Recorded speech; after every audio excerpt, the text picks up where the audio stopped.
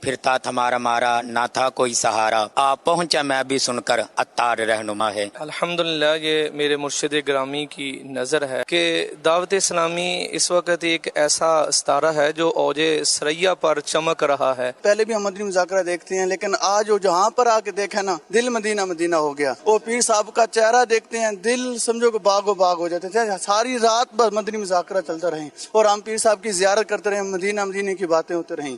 مدنی مذاکرہ تو بہت اہم ہے، ہمارے صحت کے لیے بھی بہت اچھا ہے کہ اس میں طبی مسائل پتہ چل جاتے ہیں اور روحانیت کے فیض بھی ملتا رہتا ہے الحمدللہ۔ اجوا کھجور کے بارے میں بتایا کہ اجوا کھجور آپ کھائیں، اس میں شفا ہے، اس کا احترام بھی کریں، اس کی گٹھلیاں نہ پھینکیں۔ میرے کو تو سچی بات ہے، امیل سنت مدنی مذاکرہ جو فرماتے ہیں اس میں جو الفاظ ہوتے ہیں نا، بس جو ایک ان کا انداز ہے بیان کرنے کا، وہ سب سے زیادہ پسند آتا ہے، اور ایک مسکرانا جو حضرت کا مسکرانا ہے، بیان تو سب کی کرتے ہیں۔ مدنی چینل آپ کو دیکھنا چاہیے۔ میں اپنی بات بتاتا ہوں، جو مدنی چینل میں آن کرتا تھا نا، میں ریموٹ بدل دیتا تھا کہ یار یہ اگر سنا ہے تو مجھے اس طرف آنا پڑے گا، لیکن ایک دن دل جما کے میں بیٹھا ہوں، آج آپ کے سامنے ہوں۔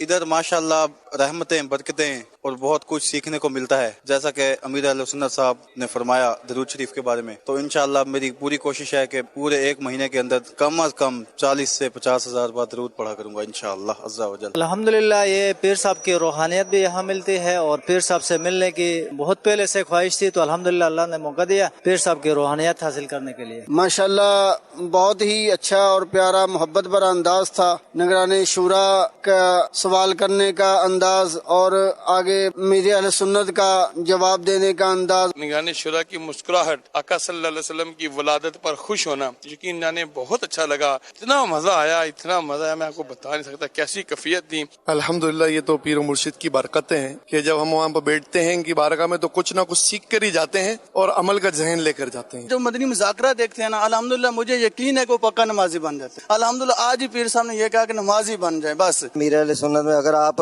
100 سال کا بوڑھا بھی ہے نا، وہ بھی تعلیم حاصل کر سکتا ہے۔ الحمدللہ میں نیت کرتا ہوں کہ انشاءاللہ خود بھی ہر ماہ 3 دن کے مدنی قافلے میں سفر کروں گا اور دوسروں کو بھی انشاءاللہ عز و جل سفر کروانے کی نیت ہے۔ کل امیر اہل سنت نے جو ترغیب دلائی ہے ماشاءاللہ، اس سے جو ہے نا کافی چینج پرسنلی طور میں مجھے تو آیا۔ امیر اہل سنت نے آقا صلی اللہ علیہ وسلم کا حلیہ مبارک بیان کیا کہ آقا صلی اللہ علیہ وسلم کے ہونٹ مبارک ہیں وہ کیسے تھے، آنکھیں مبارک کیسی تھی، کان مبارک کیسے تھے، بڑے ہی اچھے انداز میں انہوں نے بتایا۔ ہم نے مدنی مذاکرہ کے اندر یہ نئی چیز سیکھی کہ اولیاء اللہ کی صحبت کو حاصل کریں اور ان سے اپنی دنیا اور آخرت کو سنواریں۔ قرآن پاک کے متعلق امیر سنت نے جو ترغیب ارشاد فرمائی، قرآن پاک کی تعلیم حاصل کرنی چاہیے، اس کے مخارج کو درست کر کے ہی ہم اپنی نمازوں کو بھی درست کر سکتے ہیں۔ تو یہ بہت بڑی بات ہے کہ نماز اگر ہماری درست نہیں ہے تو قرآن پاک کے بغیر ہم درست کیسے کر سکتے ہیں؟ اس لیے ہمیں قرآن پاک کو صحیح مخارج کے ساتھ سیکھنا بھی چاہیے اور دوسروں کو سکھانے کی بھی کوشش کرنی چاہیے۔ جناب الیاس قادری صاحب نے بہت اچھا خطاب کیا ہے،